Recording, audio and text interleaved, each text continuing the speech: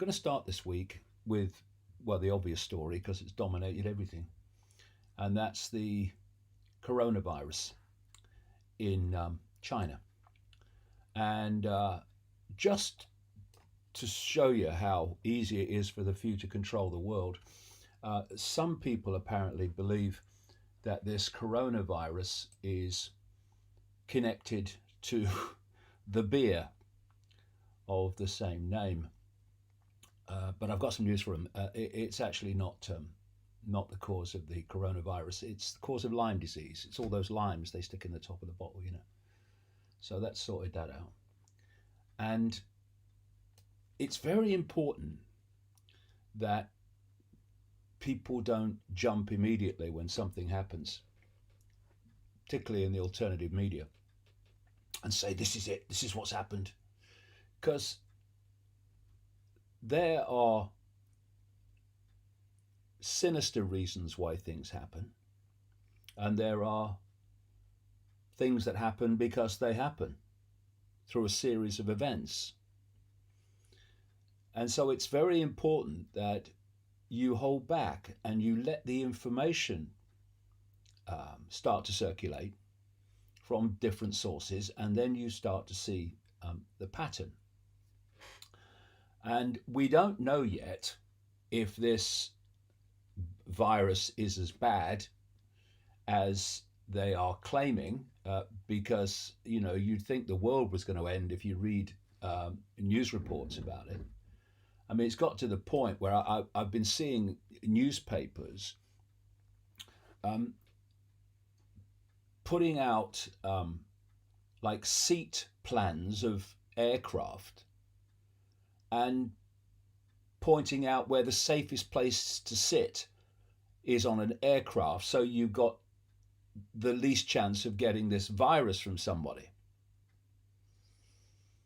And where it goes from here, we don't know. But at the moment, the figures they're talking about, we have to compare with a Chinese population of 1.5 billion. If you look at it from another angle, and like I say, we don't know where this is going to go. We don't know how destructive it is. We only have what the authorities are telling us, which is the whole key point. Authority has, in whatever country,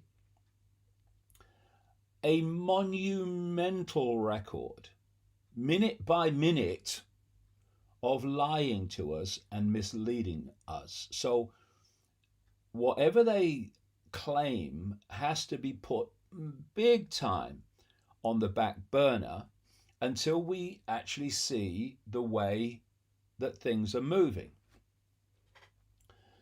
What you can do, however, is look at the pattern in general, in theme. Because I've been writing in the books for decades that one of the examples of what I call problem, reaction, solution, create the problem, then offer the solution.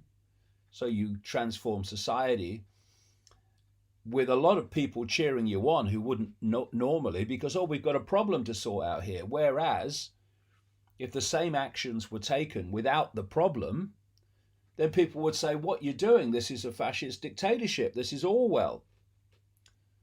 So creating the problem to offer the solution and transform society as a result is a classic technique of this global cult that I expose.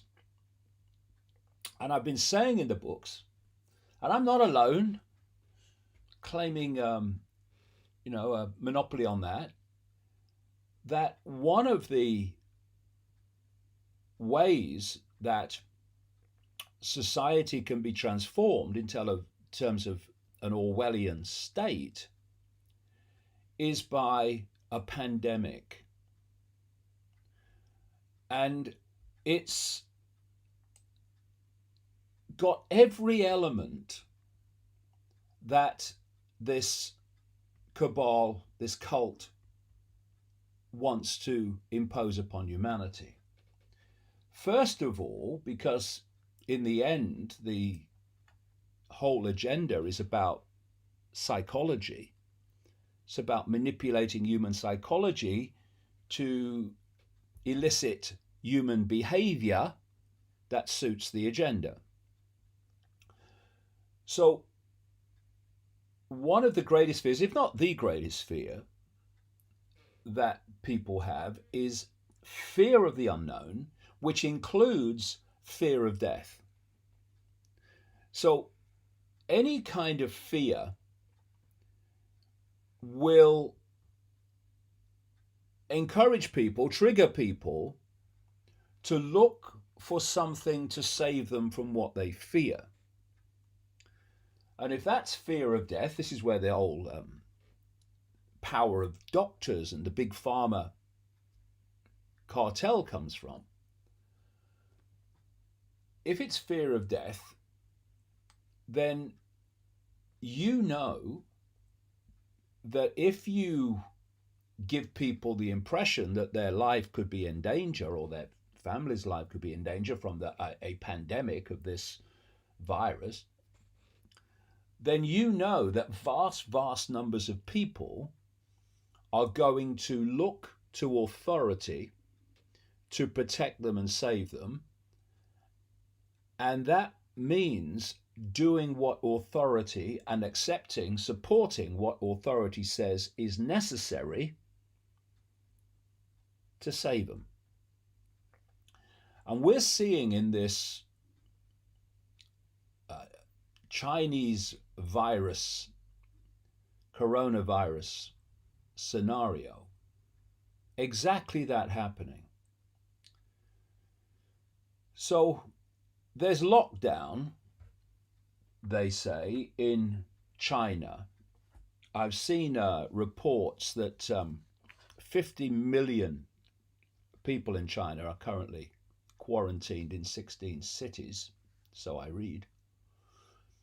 And a lot of people will support that because fear of the virus has taken over their psychology.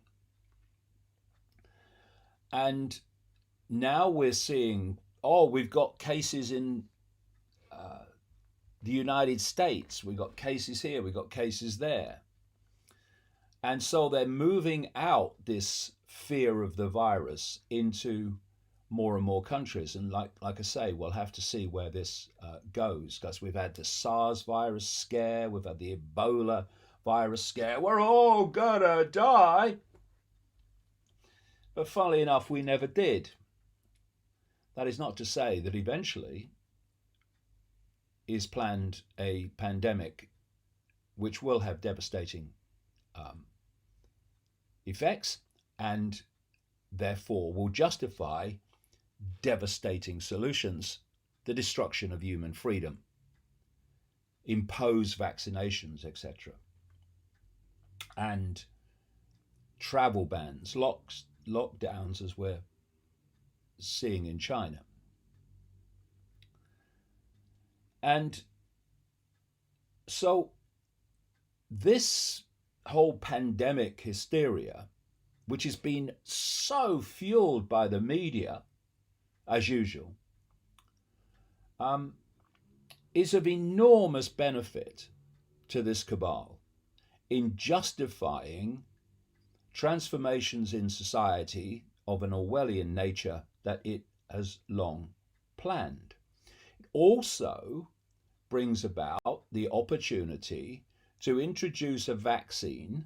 It's apparently already in the pipeline. I am surprised that will persuade people that if they have the vaccine, then they're safer. And that's one step from, to save everyone and make everyone safer, we must make the vaccine compulsory. And then the next question is, what the hell's in it? When a vaccine of a mandatory type, even a non-mandatory type, gives access to the body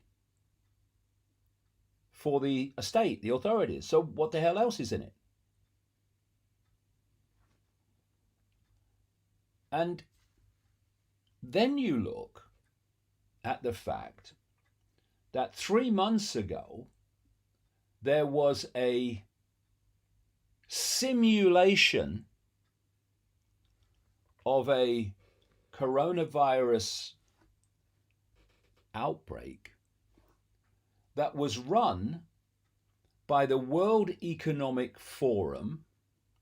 This is the Davos operation, which is the gathering of the 1% and those directing the very agenda for global Orwellian control that I'm talking about. Also involved was the Bill and Melinda Gates Foundation. And as I've said in the books many times, if Bill Gates is funding it, it's bad for humanity. If Bill Gates is involved in it, it's bad for humanity. And the list to confirm that is very long indeed. And also involved was Johns Hopkins University. And they ran 3 months before this virus scare a, quote, pandemic simulation. It was called Event 201 and specifically focused on the coronavirus. It played out a scenario in which the virus spread in South America. It was blamed on animal to human transmissions. Well, this coronavirus in China has been blamed on animal-human transmissions. Eating bats and snakes is the official line. But in the area of China where this virus supposedly emerged, Wuhan, that's home to 2 Chinese government biohazard laboratories dealing with the very viruses, etc., that we're talking about. Now that, not to put too fine a point on it, and to state the obvious, is a bloody big coincidence. So the conclusion of this Bill Gates World Economic Forum exercise was that national governments were nowhere near ready in dealing with something like this. And the simulation projected 65 million deaths worldwide. Now, if you reach that figure, by the time you got anywhere close to that figure, human freedom would be kaput. So this is an article at the Activist Post website, which is saying Event 201 played out almost exactly as it's been happening in China. Some very disingenuous or perhaps rather stupid people, the article says, have been arguing that this kind of thing is, quote, normal, claiming that we are lucky that the elites have been running simulations in advance in order to save us from this coronavirus outbreak. Really? These are the people, the very people who have an agenda for a massive reduction in the global population. These are the people and the families going back that were behind eugenics. These are the people, the 1%, who are so hoarding the wealth and manipulating the world economy that they are causing, by their actions every single day, stunning numbers of people to depart this world through hunger, through disease. And these are the very same people who we're asked to believe were setting up this scenario, this simulation, because out of the goodness of their hearts, they wanted to protect people. And this is the same group, Bill Gates not least, in the front line, that are pushing vaccinations on people worldwide, not least in so-called developing countries. Why? Because apparently they care so much about the poor and needy in developing countries.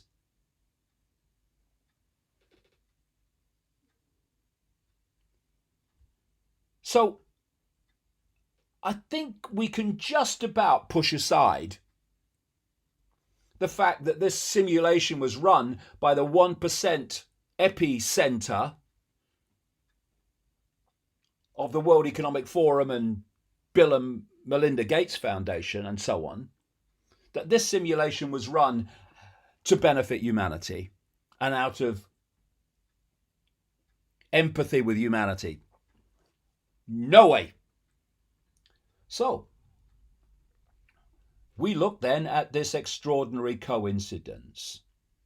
And not only that, as this article rightly points out, you look at the fact that before almost every major crisis event and terrorist attack and people going crazy with guns, all of it,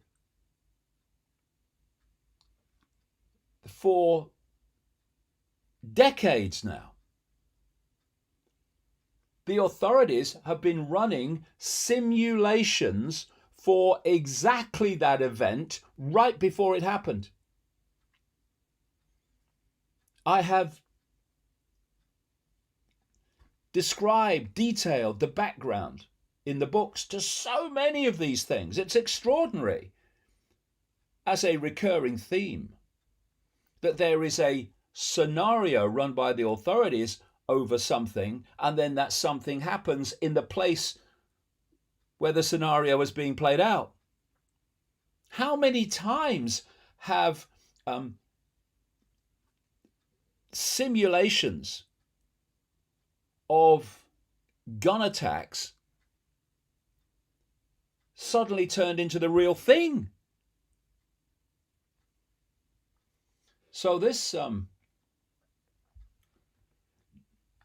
Davos cabal simulation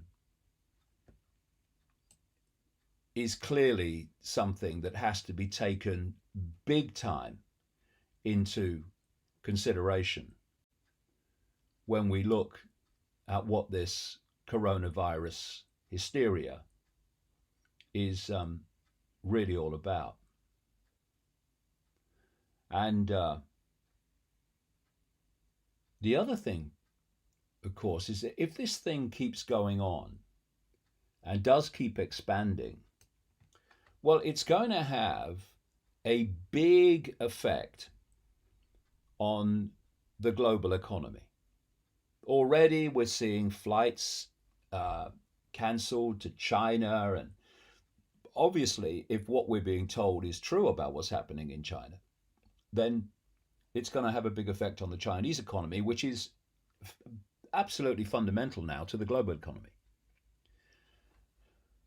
And it just so happens that the same cabal at Davos want to transform the global economic system into a centralized system that they control even more than they do now. We're seeing climate change being used as an excuse to do that. Prince Charles recently at Davos made a speech calling for the world economy to be transformed to save the world from climate change. We have the Pope, another asset of this cabal, saying the same. And to transform the economy, you need economic collapse, really, because then once the status quo has collapsed, you can rebuild the status quo in the image that you want. This is classic problem, reaction, solution. So these happenings in China over this virus have every box ticked for what this cabal wants. And we need to look at those events in that light to really understand the implications for humanity that potentially, we have to see where it goes, potentially have catastrophic consequences for human freedom if this goes on. And, you know, I've quoted many times a guy called Dr. Richard Day, big time Rockefeller family insider, who was an executive of Planned Parenthood, which started out in the eugenics movement with the very same families I'm talking about. And he addressed pediatricians in Pittsburgh, Pennsylvania in 1969 and told them how the world was going to change. In effect, because what he represented was going to change it. And the accuracy of his predictions in the light of present day is absolutely fantastic. I publish them in length in a book called Phantom Self. And one of the things he talked about was injecting diseases in vaccination programs and using diseases to justify the transformation that they want. So we need to watch this like a hawk with a telescope, really, and not fall into fear. Because fear, the moment you fall into fear, you start giving your power away. That'll be the bloody day. And of course, one of the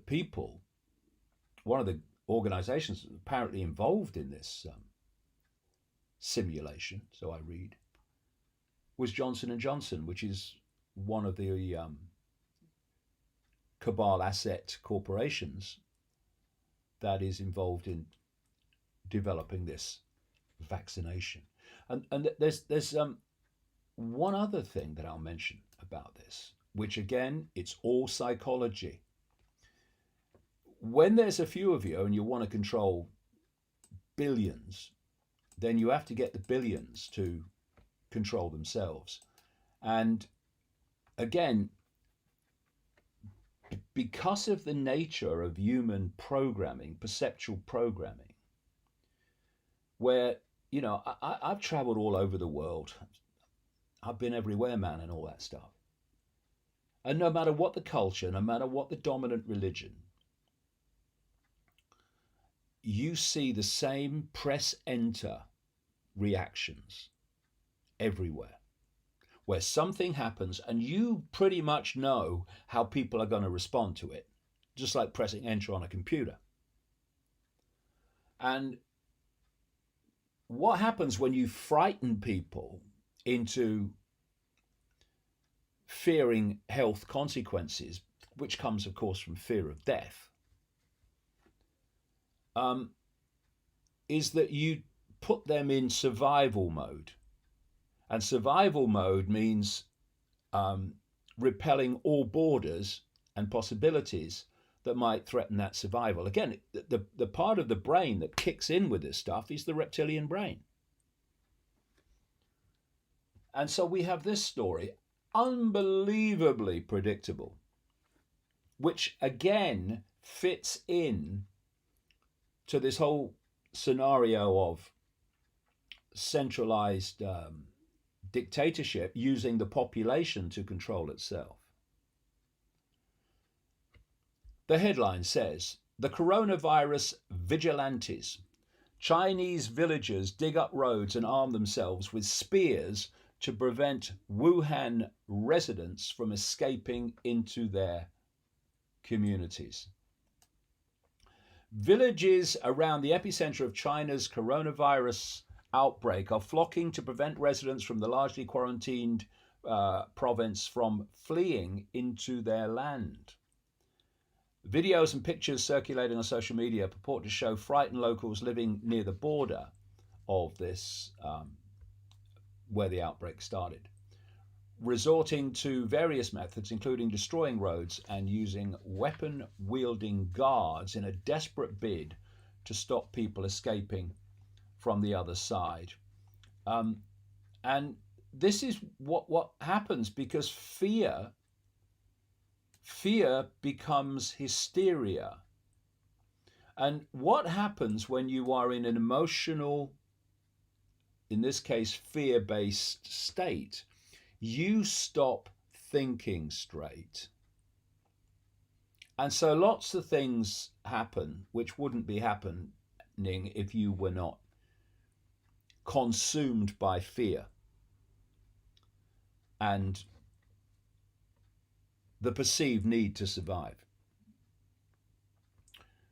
So like I say, the numbers so far, I'm not saying they're not going to rise and rise and rise. We don't know that. But at the moment, the numbers involved, the number of people who've died from this, when you compare it with a Chinese population of 1.5 billion, the hysteria being promoted in the media is absolutely not justified. And it has all the hallmarks of a problem reaction solution to either drive this whole Orwellian global agenda or to be another stepping stone on the road to it. And we shall have to see which it is. But when I look at it, from 30 years of tracking this cult, red flags and bright flashing red lights are going off in every direction.